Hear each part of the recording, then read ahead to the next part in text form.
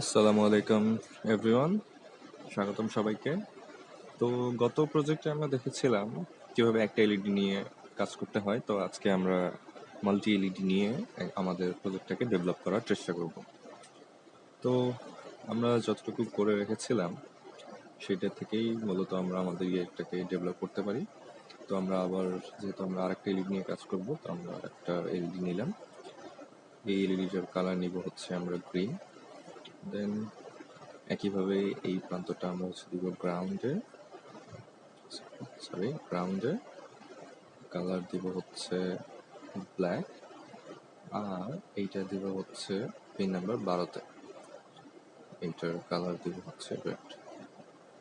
তো এখন আমাদের এলইডি অ্যাড করা হয়ে গিয়েছে। এখন আমরা যাবো হচ্ছে কোডে গিয়ে আমাদের, যেহেতু আমরা এখন দুইটা এলইডি নিয়ে কাজ করতেছি, তো আমাদের এই কোডটা আরেকবার দরকার হবে। তো এটা আমরা কপি করে নিলাম। তো এইটা আমরা পিনে ইউজ করছি 12-তে, তো এই জন্য এইখানে আমরা 12 দিয়ে দিব। আর এটা ছিল হচ্ছে শুধু 13 নম্বর প্রিন্টার জন্য, অর্থাৎ রেড এলইডির জন্য। তো এখন আমাদের হচ্ছে যেহেতু দুইটা এলইডি, সেহেতু আমরা দ্বিতীয় এলইডির জন্য এখানে জাস্ট পিনগুলো 12 করে দিলেই হয়ে যাচ্ছে। তো এই তো ছিল যা কাজ। এখন যদি আমরা আবার সিমুলেশনটা শুরু করি, তাহলে আমরা দেখতে পাবো ইনিশিয়ালাইজিং হচ্ছে।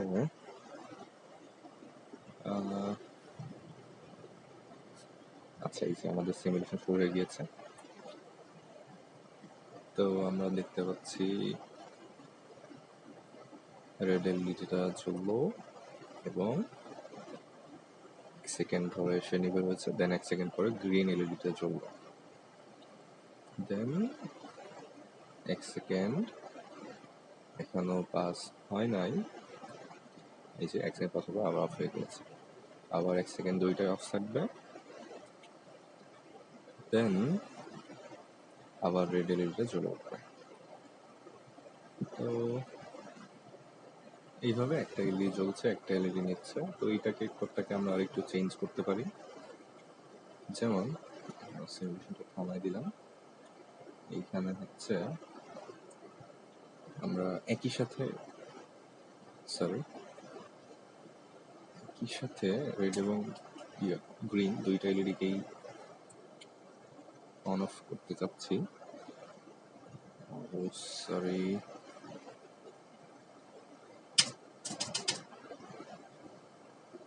what is happening?